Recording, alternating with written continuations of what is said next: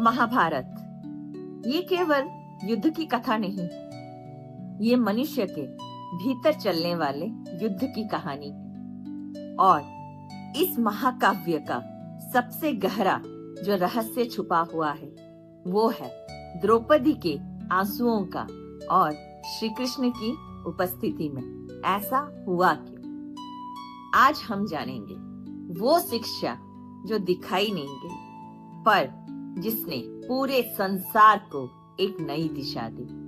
द्रौपदी क्या केवल एक स्त्री थी? नहीं, वो केवल एक स्त्री नहीं, वो तो धर्म की प्रतीक है। द्रौपदी अग्नि से उत्पन्न हुई थी। हम सबको पता है कि उसे अग्नि पुत्री भी कहा जाता है, जो कि शुद्ध करती है मगर जलाती नहीं। वे किसी एक पुरुष की नहीं बल्कि वो तो धर्म की पत्नी थी। वो कैसे?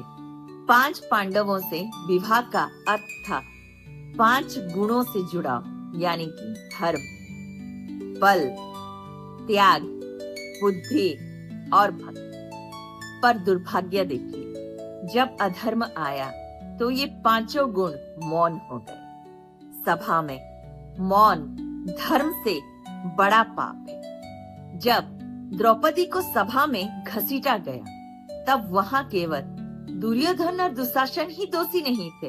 भीष्म का मौन, द्रोण का मौन, विदुर का विवश मौन। महाभारत हमें सिखाता है अधर्म के समय मौन रहना भी अधर्म है। ये छुपा हुआ वो सत्य है जो आज के समाज पर भी लागू होता है। यहाँ एक रहस्य है जो बहुत कम लोग समझते हैं। द्रौपदी ने पहले क्या किया? उन्होंने अपने पतियों की ओर देखा, सभा के बुजुर्गों की ओर देखा, न्याय की आशा रखी, पर कृष्ण को नहीं पुकारा। जब तक उन्होंने साड़ी को थामा तब तक चमत्कार नहीं हुआ। तो शिक्षा क्या मिली? ये कि जब तक हम अपनी पकड़ नहीं छोड़ते तब तक भगवान हमें थामते नहीं। तो हमें अपनी पकड़ उनके शरण में ले जानी चाहिए, यानी कि पूर्ण शरणागति, ताकि जब हम गिरे तो संभालने के लिए वो सामने हमारे खड़े रहे। जब द्रौपदी ने दोनों हाथ उठाए, द मोमेंट द्रौपदी ने कहा, हे कृष्ण, अब मेरे पास कोई सहारा नहीं, उसी क्षण अहंकार टूटा, विश्वास पूर्ण हुआ और चमत्कार घटा। कृष्ण ने वस्त्र नहीं बढ़ाए, कृष्ण ने श्रद्धा बढ़ाई। ये छुपा हुआ सत्य है। भगवान संकट को नहीं हटाते, वो हमें असीम बना देते हैं। कृष्ण तो वहीं थे, उस सभा में ही मौजूद थे, मगर दिखाई नहीं दिए किसी को। ध्यान दीजिए, कृष्ण उस सभा में शरीर से उपस्थित नहीं थे, फिर भी वो वहीं थे। क्यों? क्योंकि जहां सच्चाई आर्तनाद होता है वहां भगवान दूरी नहीं देखते।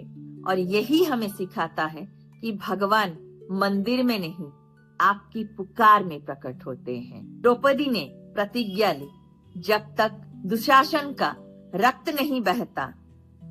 पर कृष्ण मौन रहे। क्यों?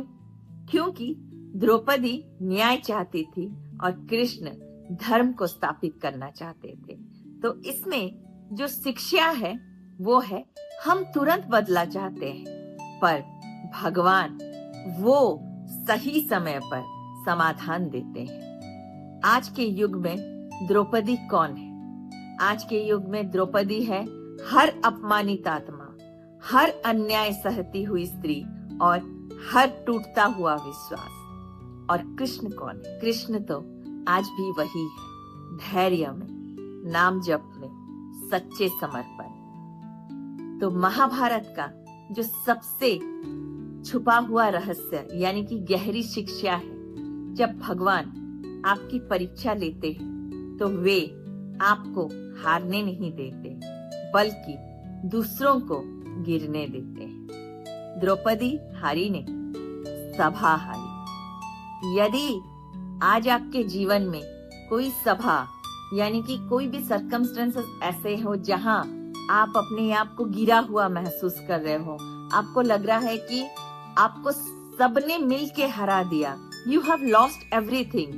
यदि अपमान, पीड़ा, अकेलापन आपको तोड़ रहा है तो याद रखिए, द्रौपदी ने हाथ उठाए थे, आप भी उठा लीजिए। जब आप अपने इन दोनों हाथों को उठा के उस मुरलीधर के चरणों में समर्पण कर देंगे और ये कहेंगे कि हे गोविंद, हे कृष्ण, तू संभाल, तो कृष्ण आज भी वहीं खड़े हैं। बस आप उन्हें देख नहीं पा रहे हैं, लेकिन अगर आप महसूस करेंगे तो कृष्ण हमेशा आपके आसपास ही है, बस पुकारने की देर है। तो जब भी आपको लगे कि आज के जमाने में एक महाभारत हमारे भीतर चल रही है और हम उस महाभारत के पात्र जो है वो है द्रौपदी, तो याद रखिए कृष्ण बस आपकी पुकार का वेट कर रहे हैं। Once you call him from the bottom of your heart,